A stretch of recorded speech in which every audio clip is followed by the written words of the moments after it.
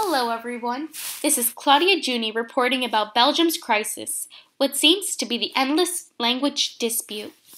Belgium is a state located in Western Europe.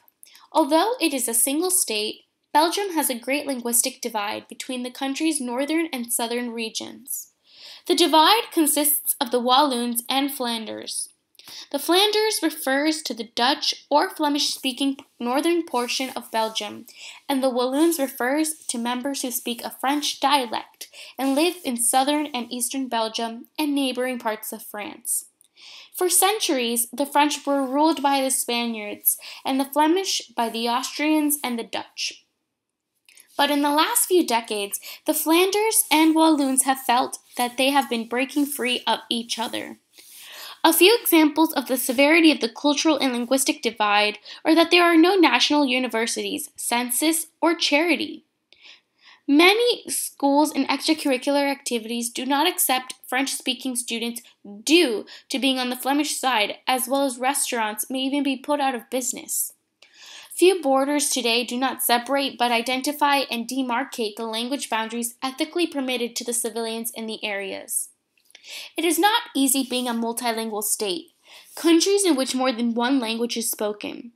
For example, one of the factors that are affected by them is the GDP.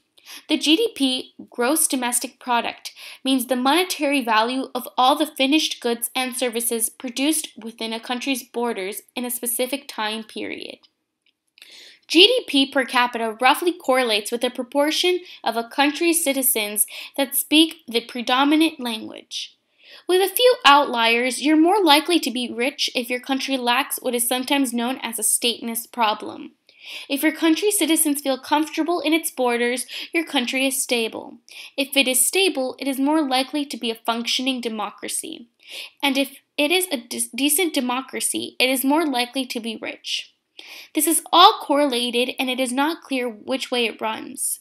It is possible that if a country industrializes and gets richer, the benefits flow to the biggest national, ethnic, and language group to the eventual costs, and perhaps even to the death, of other languages through assimilation.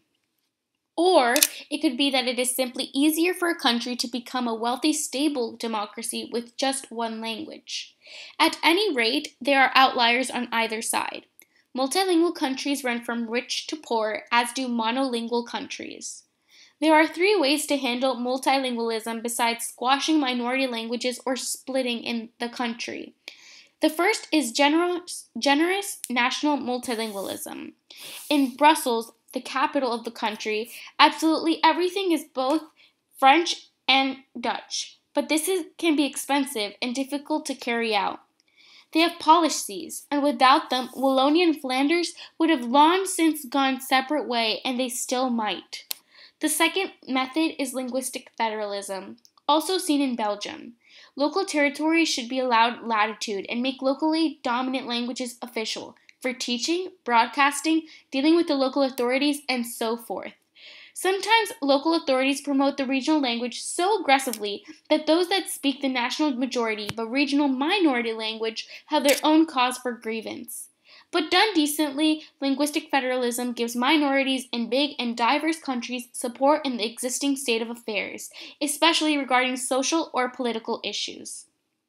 All in all, there is only one true way to ease the conflict between languages, to encourage, celebrate, and teach multilingualism, but it is definitely easier said than done. This is Claudia Juni reporting on Belgium's endless language dispute, signing off.